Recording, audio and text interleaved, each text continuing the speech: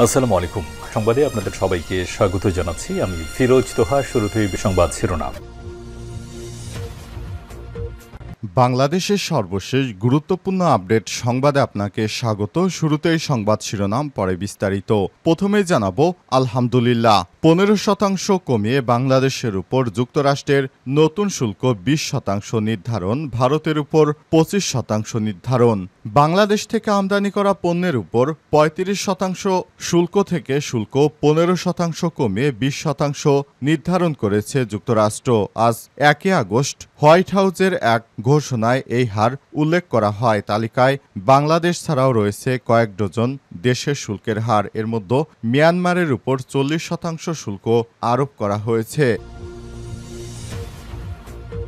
এরপর জানাবো, জুলাই সনদের আইনি ভিত্তি না দিলে মামলা করবে জামাত। জুলাই সনদের আইনি ভিত্তি না দিলে অন্তর্বর্তীকালীন সরকার ও জাতীয় ঐক্যমত্য কমিশনের বিরুদ্ধে ক্ষতিপূরণ মামলা হুঁশিয়ারি দিয়েছে বাংলাদেশ জামাত ইসলাম। আজ রাজধানীর ফরেন সার্ভিস একাডেমিতে চলমান জাতীয় সংলাপের 23তম দিনে মধ্যাহ্ন বিরতিতে এই কথা বলে দলটির নায়েবে আমির সৈয়দ আবদুল্লাহ মোহাম্মদ তাহির। এদিকে বদরুদ্দিন উমরকে দেখতে হাসপাতালে নাহিদ ইসলাম। জাতীয় নাগরিক পার্টি এনসিপির আহ্বায়ক নাহিদ ইসলাম রাজধানীর ইউনাইটেড হাসপাতালে চিকিৎসাধীন বর্ষিয়ান রাজনীতিবিদ ও জাতীয় মুক্তি কাউন্সিলের সভাপতি বদরুদ্দিন উমরকে দেখতে যান।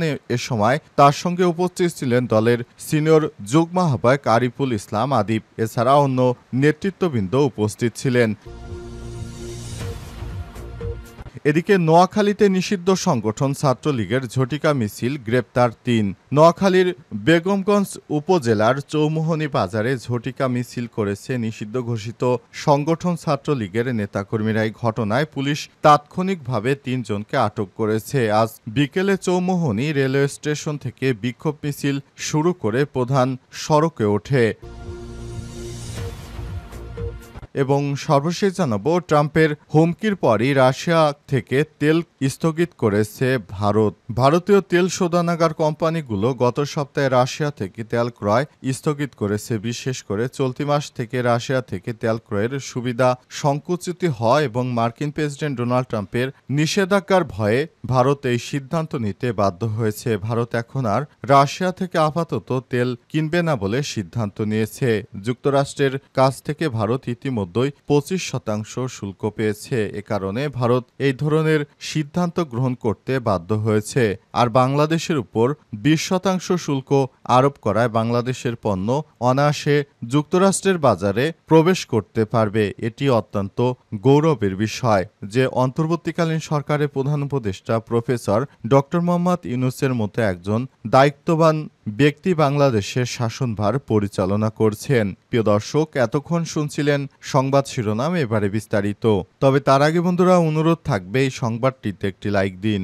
এই চ্যানেলে আপনি নতুন হয়ে থাকলে আমাদের সংবাদটি দেখতে দেখতে চ্যানেলটি সাবস্ক্রাইব করে রাখুন। কমেন্ট করে বন্ধুরা আপনার মূল্যবান মতামত জানিয়ে দিন আপনি বিশ্বের কোন দেশ থেকে বা বাংলাদেশের কোন স্থান থেকে আমাদের সংবাদটি দেখছেন এবং শুনছেন। কমেন্ট করে বন্ধুরা আপনার মূল্যবান মতামত জানিয়ে দিন। কমেন্ট করে জানিয়ে দিন আপনি বিশ্বের কোন দেশ থেকে বা বাংলাদেশের কোন স্থান থেকে আমাদের সঙ্গে রয়েছেন। এবারে বিস্তারিত।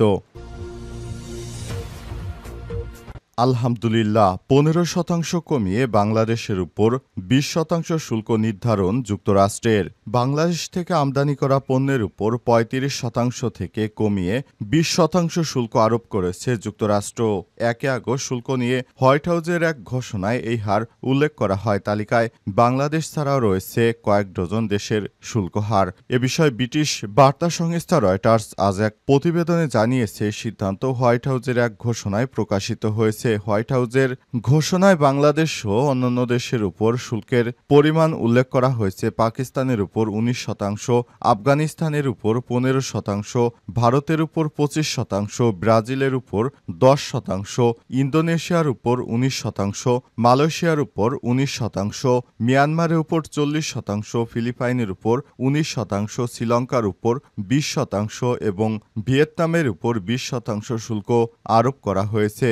এছাড়াও এছাড়াও যুক্তরাষ্ট্রের আরোপিত ৩৫% পাল্টা শুল্ক নিয়ে তৃতীয় দফা আলোচনা শুরু হয়েছে মঙ্গলবার ২৯শে জুলাই। যুক্তরাষ্ট্রের বাণিজ্য প্রতিনিধি ইউএসটিআর দপ্তরের সঙ্গে ৩ দিনব্যাপী আলোচনা শেষ দিন ছিল বৃহস্পতিবার। এর আগে ২ দফা বৈঠকে উভয় পক্ষে কিছু ফলপ্রসূ আলোচনা হয়েছে, তবে পাল্টা শুল্ক কমানোর বিষয়ে কোনো কার্যকর সিদ্ধান্তের ইঙ্গিত পাওয়া যায়নি। যুক্তরাষ্ট্র বাংলাদেশের উপর ২০% পাশের দেশ ভারতের হিন্দুত্ববাদী নরেন্দ্র মোদীর উপর আরোপ করেছে ২৫% শুল্ক, যা ভারতের জন্য এখন গলার কাটা হয়ে দাঁড়িয়েছে।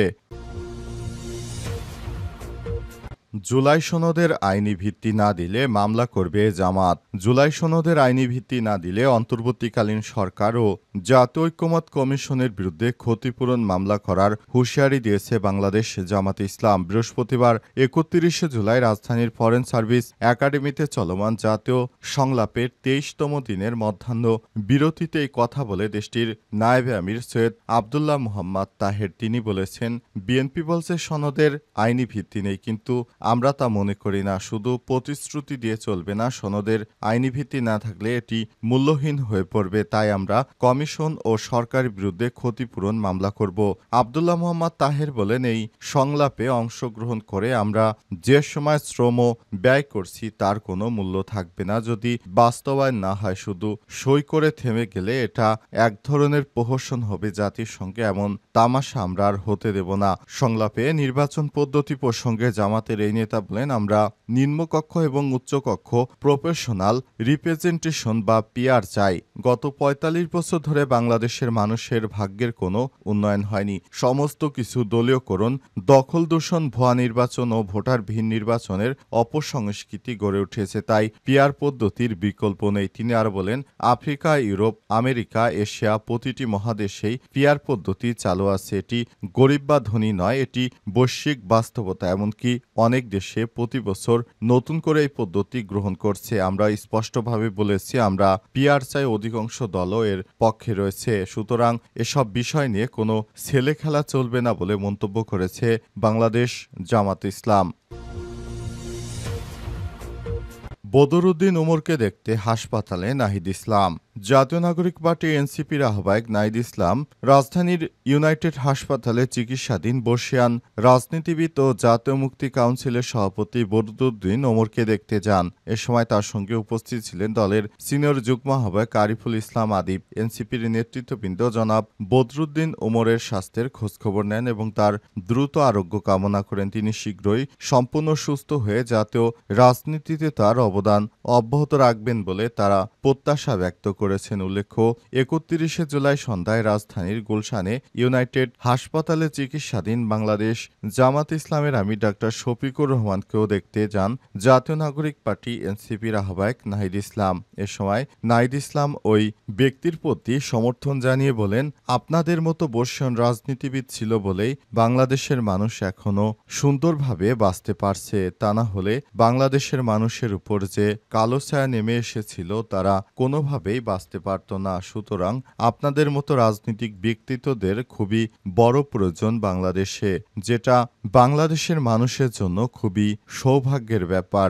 অন্তর্বর্তীকালীন সরকারের প্রধান উপদেষ্টা প্রফেসর ডক্টর মোহাম্মদ ইউনূস বাংলাদেশকে যেভাবে এগিয়ে নিয়ে যাচ্ছেন, আপনারাও একইভাবে রাজনীতিবিদরাই বাংলাদেশটাকে অনেক গুরুত্বপূর্ণ পথে এগিয়ে নিয়ে গেছেন। এটি দেশের জন্য যেমন গৌরবের তেমনি মর্যাদার। তাই এসব বিষয়গুলো আমাদেরকে অবশ্যই মেনে চলতে হবে এবং অন্তর্বর্তীকালীন সরকারের প্রধান উপদেষ্টা প্রফেসর ডক্টর মোহাম্মদ ইউনূস দেশটাকে যে সুশৃঙ্খল এক পদ্ধতি উপহার দিয়ে গেলেন, সেটি আমরা অক্ষরে অক্ষরে পালন করার বিষয়ে একমত হয়েছি। ট্রাম্পের হুমকির পরই রাশিয়া থেকে তেল ক্রয় স্থগিত করেছে ভারত। ভারতীয় তেল আমদানিকারক যে কয়টি প্রতিষ্ঠান রয়েছে সেগুলো রাশিয়া থেকে তেল আমদানি আপাতত বন্ধ রেখেছে, কারণ যুক্তরাষ্ট্র ভারতীয় এসব কোম্পানির উপর নিষেধাজ্ঞা আরোপ করেছে। রাশিয়া থেকে তেল কেনার কারণে ভারতের প্রতি যুক্তরাষ্ট্র মনক্ষুণ্ণ হয়। এছাড়াও ভারতীয় S-400 সহ বিভিন্ন প্রকার সরঞ্জাম ভারত রাশিয়া থেকে আনার কারণেই এই ধরনের সিদ্ধান্ত নিয়েছেন যুক্তরাষ্ট্রের প্রেসিডেন্ট ডোনাল্ড ট্রাম্প। তিনি সরাসরি ভারতকে না করে দিয়েছেন ভবিষ্যতে যেন কোনো ধরনের এরকম কার্যক্রম অর্থাৎ কার্যকলাপ না করে, যেটা অত্যন্ত দুঃখজনক হয়ে দাঁড়ায়। অন্তর্বর্তীকালীন সরকারের প্রধান উপদেষ্টা প্রফেসর ডক্টর মোহাম্মদ ইউনূস ক্ষমতা আসার পর বাংলাদেশে অত্যন্ত সুন্দর একটি পরিস্থিতি বিরাজ করছে। তবে সেটি তিনি যুক্তরাষ্ট্রের সঙ্গে আলাপ আলোচনার মাধ্যমে বাংলাদেশের উপর আরোপিত শুল্ক